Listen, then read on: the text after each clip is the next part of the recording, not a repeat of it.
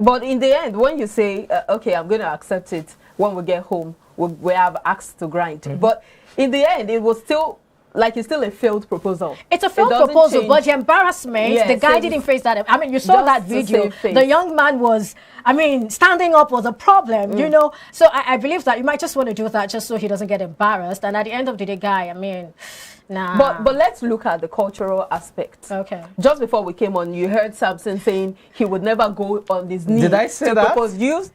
I asked the question. He's not going to marry me if that's the case. No, you're already. I know. I'm just saying. I mean, if I was the one, that's a false accusation. Guys, you did say it. I have the floor now, please. I asked the question. I was saying, he said he would not go down on one. Okay, maybe he didn't say it, but let's look at the cultural perspective of a lot of guys saying, really, it's not in our culture. Why should I go down on one knee to propose to a lady? Okay, my husband, before we got married, he's very conservative, very conservative.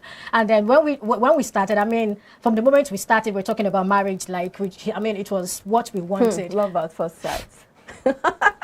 I mean, we knew what we wanted. We're not playing or joking and all of that. So, and then I noticed that he's a very conservative person. I took it upon myself to always bring it in. Whatever. I mean, my ring size, I had to go check my ring size. 6. I made it clear to him. My ring size is 6. So, I made it. No, it's. I mean, about going for what you want. It's the truth.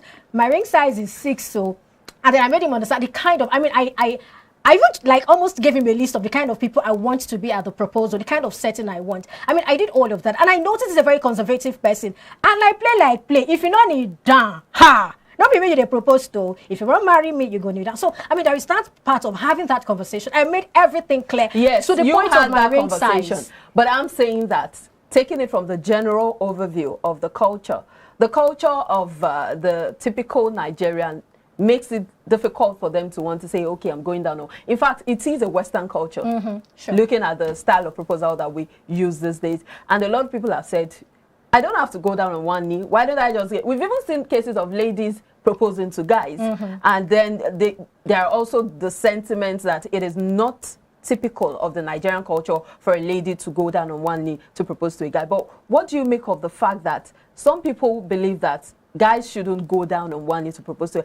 I don't want you to look at it from your perspective now. I want you to take a general overview. Put our culture side by side, the Western culture of the guy going down on one knee to propose to a girl. Okay, I think the world is going global and we're beginning to embrace certain things. We're loving certain things. I mean, there is almost no clear-cut division between what's my culture, what's not my culture. We're accepting a lot of things. And then for me, I think it's dependent on the people who are involved. And I think my example is still going to come. He's somebody who is very conservative. He doesn't believe in all of those things. I made my point, Can. You know, I was very serious. And so he had to, I mean, so if you had not gone down on one knee, you wouldn't have said yes. He wouldn't have even proposed without going down on one knee. I mean, I made it clear. Culture is hybridized. So let's put into context now what she talked about, the issue of women also proposing to men. What's your view about that? Okay, for me, for a woman to propose to a man, I want to believe she knows the guy. She probably feels that he's shy. He's someone. There are some persons who wouldn't talk until you make them talk. But personally, if I'm in that shoe, I would rather find a way to know what we are into. Are we in this thing for the long run, or are we playing? Are we joking? But sorry to cut in, I actually feel that Pepe is the kind of lady who would propose to a guy. I wouldn't propose to a guy. I will not propose to a guy. I mean,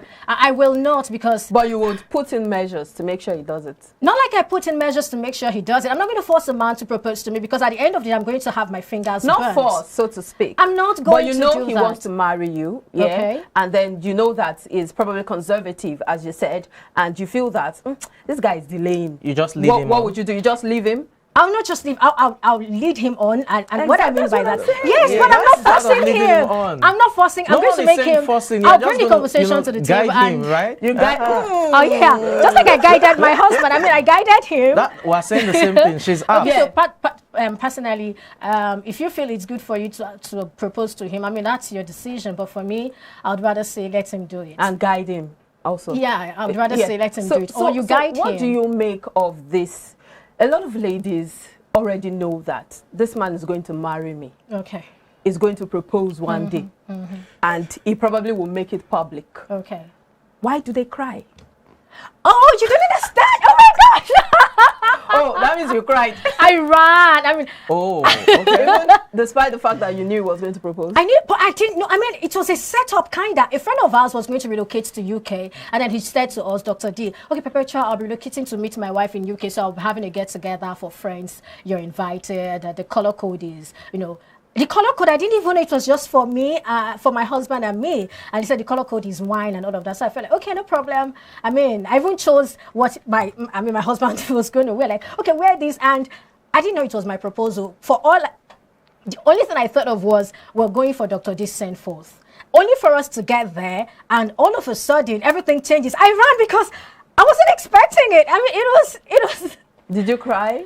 I didn't cry, but I ran and I was hitting people like, you didn't tell me, you didn't tell me, you didn't tell me. That was just it. So like you feel like the emotions still come well up? Yes, because especially if the guy does it very well, so much so that you did not, I mean, I didn't suspect a thing. Okay, because when you're talking about, you know, issues of proposals, Okay. as much as there, you know, there's acceptance, there's also the rejection part of it. So for folks who are rejected for whatever reason, how do you think they should go about the rejection, handling it, and probably moving past it, or having a discussion with their partner? Okay, for me, I'll say that you probably need to have that conversation for closure. I mean, it has happened. You can have that conversation. I would have thought that the woman who rejected would probably be the one to make you come up with the conversation that, okay, you can even send a text if you don't want to see him or anything. I mean, but then as the person who is rejected, I feel it's important. You probably want to get closure. Really, you want to ask him. You want to have that conversation with her. Okay, may I know why you said? Because I've seen instances But where maybe we should start from that point where he was rejected. where he was rejected. Yes. You saw How that does man. it- He buried his face.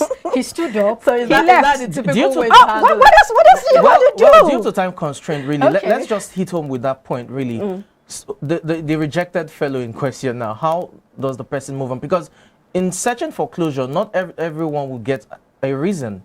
That folks who will just ghost on you, they've rejected and then they ghost. You really don't get the closure you want. So how do you really go about moving past that rejection, especially if you don't get the closure you want in terms of a valid reason? Okay, if you don't get a valid reason, I want to believe that you can take stock, you can do an audit of the relationship. You might want to see, okay, maybe this was what went wrong or that was what went wrong. At the end of the day, I want to believe that if you really take stock, if you do an audit of that relationship, somehow you're going to find what it is that went wrong or what really happened, except you're not sincere to yourself. You will know. And once you know, I think you should just move on. It's going to be difficult moving on, but you just have to move on. Just move on. Let it be. If the closure isn't coming, comfort yourself, console yourself, and let it just go. Okay, Bola, I mean, your final remarks. Yeah, due to time. I just feel that it still boils down to defining the relationship, because in the beginning, all that we said, still the summary is that you need to know what you're in the relationship for. Because if you know that both of you are in need to get married, then there won't be any surprise element.